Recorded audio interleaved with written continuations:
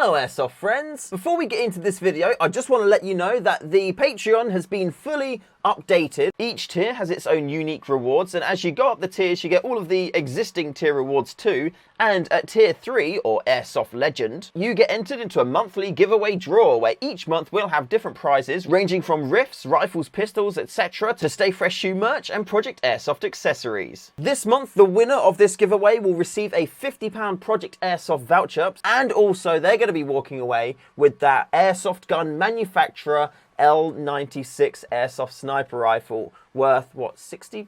Something like that. If you want to be in with a chance of getting those, jump over to Patreon, get signed up to the Airsoft Legend tier. There's only 20 spaces available, and yeah, you may be picking up some sweet, sweet Airsoft goodies. Right, on with the video. Ever since the release of the SSG96, I've been keeping an eye on the Novritsch website because I've been very curious of the SSG10. It came out a while ago now, at the start of 2020. It's a VSR type sniper rifle, which I just bloody love. And I was always curious about it because it seemed like a really, really good option. Then in the Black Friday sales, they brought the price down from €300 to €230, which in English money is like just £200, I think? Yeah, around the £200 mark. So it was pretty much a bargain, which I couldn't turn down. So I went onto the Novritsch website, I picked myself up the SSG10 A1 and a load of BBs, and what else did I get? A scope extender, because when I got the SSG96 I got the scope but I didn't get the extender, so I bought a scope extender too, and then I sat and kind of waited, really. Then when I was working on making the SSG96 safety catch video, I spoke to Joseph from Novritsch because I wanted to, you know, get some information from their side about what was going on, and then he recommended I talk to their creatory management team. So I did that, I sent them an email, I had a chat with them. They were like, yeah, we like your stuff. We like your chaps, kid. That's good. Your videos are nice. And they said that they would refund my SSG10 order, not just for the rifle, but for like all of the bits in it,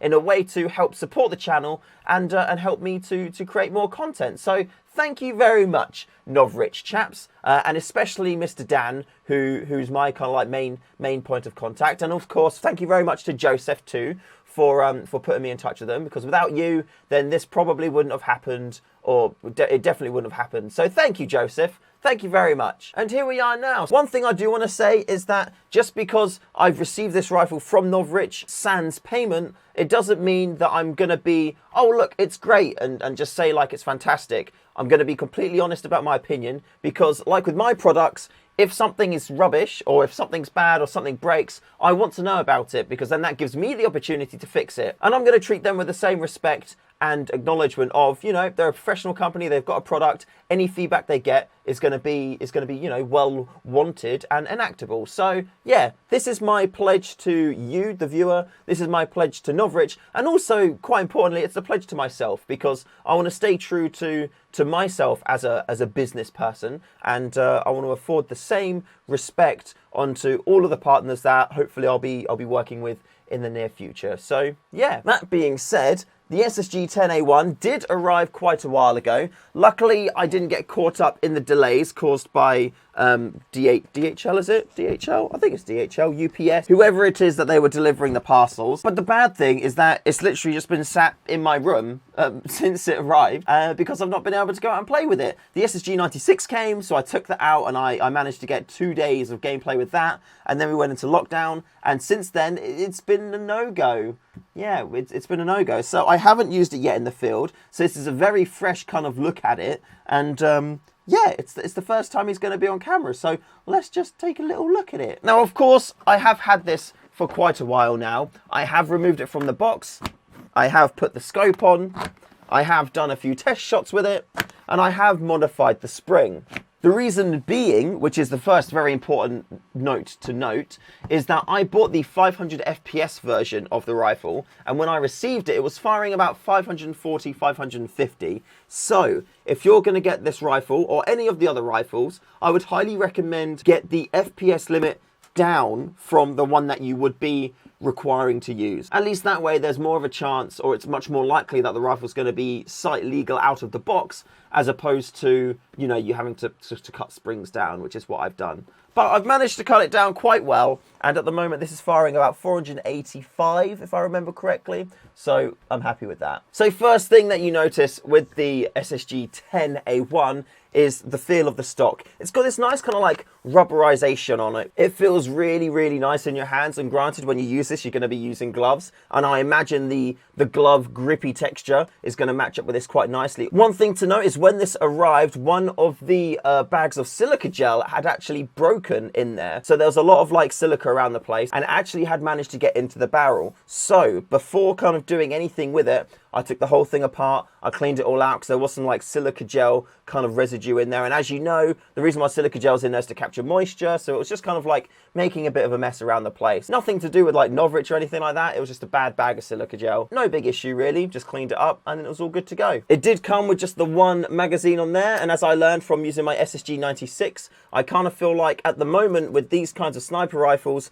I prefer using one mag and keep reloading that, but I will have another mag in a pouch somewhere, so if I'm in a situation where I am in a hide and I can't move enough to, you know, reload, or that noise is going to give me away, then I'm going to have one full mag extra and I'll just keep reloading the one mag. I do have the Action Army 50 round magazines too, but I had to sandpaper them down a tiny bit to fit into my super cheap VSR, and now they don't fit in this one like at all. So maybe I can salvage it, maybe I can like print a little thin bit of plastic to stick on the end, but yeah, I'm not too sure at the moment. We have got the Novritsch scope mounted on there too. The one thing I found about this rifle and the scope so far is the eye relief for the scope is very, very small. So in order for me to be able to see down the scope properly, I need to be about here. So the scope needs to be mounted quite far back on this top rail. Now the rail that originally came with this rifle has a cutout over where the bolt is, and you can see this rail doesn't. That's because I put the rail from my cheapo VSR onto here to give me more mounting options. Now the problem with the original rail that came with this cutting off here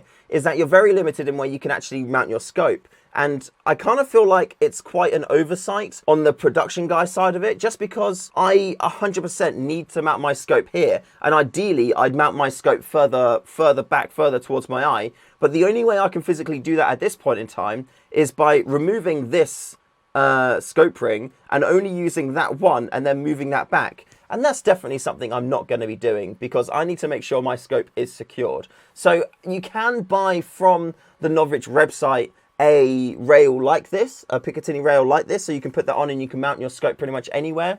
But for me, I kind of feel like that should be a default addition to the package. Like we should just, you know, be able to mount our rifle scope anywhere. And if you want like the flair and the flavor of the cutout rail, I think that should be an optional choice, because the majority of people, I feel like, are going to need to have this kind of real estate area for scope mounting, and default out the box, you don't have that. So that's one point where I would recommend a slight tweak to the contents of the package. A feature that I really, really like so far of this rifle is the hop unit. Now I know that there's been a lot of conversation recently about the SSG10 and the hop unit and how people are saying it's like just a cheap version now, and it's just not the case. It's just silly. People like to complain just for the sake of complaining. The hop unit in here is stock. It came with the rifle and it's so nice. It's a huge difference between this one and the one in my Well VSR, because this just is so smooth, it's so easy to adjust, and it just stays in place. Like, it's so nice. With the Well VSR, it's kind of stuck, and then you have to push it hard, and then it'll move really far, and then you have to push it back and kind of get it lined up. But this one, it's so smooth, it's so nice. Adjustments are easy. You can do them one click at a time, and oh, yeah. Feels really good. Mag goes in really easy, just like that, and if you press the button, there is actually springs attached to the hop unit kind of block, which do force the magazine out, which is so good. One of the things I didn't like about my Well VSR was how difficult it was to get magazines out. You press the button and it would just stay in there, whereas with this one, there's actual force pushing the mag out. It doesn't affect the way the magazine works, it doesn't affect capacity or anything like that. It's just super easy to, oh no, I need to reload. Boom, mag out, and then you're good to go. So, big plus. Next up, the trigger. As far as I'm aware, this is a actual ball trigger, and they are a high quality aftermarket trigger, which you can get for VSRs, which Novritsch has partnered up with to use, and it's beautiful. If I just cock it now, it is empty, I checked earlier. The slide is very smooth as well, by the way. Like, I think I do need to put a little bit of oil on there too, but at the moment, very smooth. I like that. With it cocked now, you can see, if I do it from the other side, there's no movement at all in the trigger. And as soon as I then decide to fire, boom, it's always on the hair already. And that's great, because you do get some sniper rifle triggers where there's like play up until like the bite point. And to be fair, I quite like that because you've got that sense of, I don't know, you're telling the rifle you're ready by pulling off the slack. However, with the SSG10, there is no slack there. It's just, you feel this like hard little, you know, trigger giving you that pressure back. And you know, as soon as you want to let the shot off,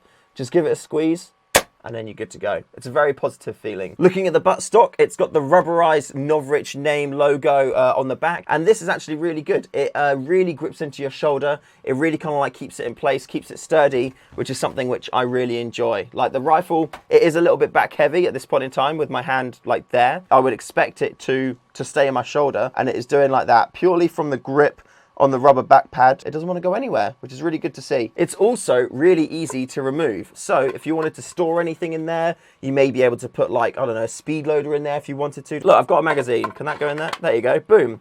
I just put a whole M4 magazine in there. Granted, it's a stubby one, but boom. So if you want to run an M4 with your SSG10, you can actually use the butt pad as a place to store an extra magazine. Who'd have thunk? I didn't even actually plan for that in this video, but that is really, really handy to know. Like, that is super cool. I'm gonna make something with that. I can't tell you what I'm gonna make. I've just had a great idea. That's gonna be a good future video.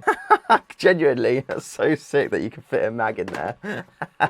One of the other modifications I've done so far is just removing the safety. I find with VSRs, with the safety in this area, it's something I always like accidentally knock on. When I pull back the bolt, I'll kind of like knock it then, and then I go to fire and I just can't, and it really frustrates me. So super easy to take off. All you do, you remove the upper receiver with a trig unit, take off one screw, pull that off, and the safety is removed. Weight of the gun is also very agreeable with me. It's a lot lighter than the SSG96. I'm actually going to be going through the SSG96 in a future video where I try and reduce as much weight as possible in there, because yeah, it does get quite heavy on my forearm, especially when trying to hold a shot steady for a long time. It gets quite heavy. But this is a lot lighter, and I expect it will still be a lot lighter even when I've got a lot of cameras on there. However, that is something which I do need to do as soon as I can get out into the field with the rifle. Like I said, FPS for this one was a little bit high out of the box. I did get the 500 FPS version and it was close to 540, 550.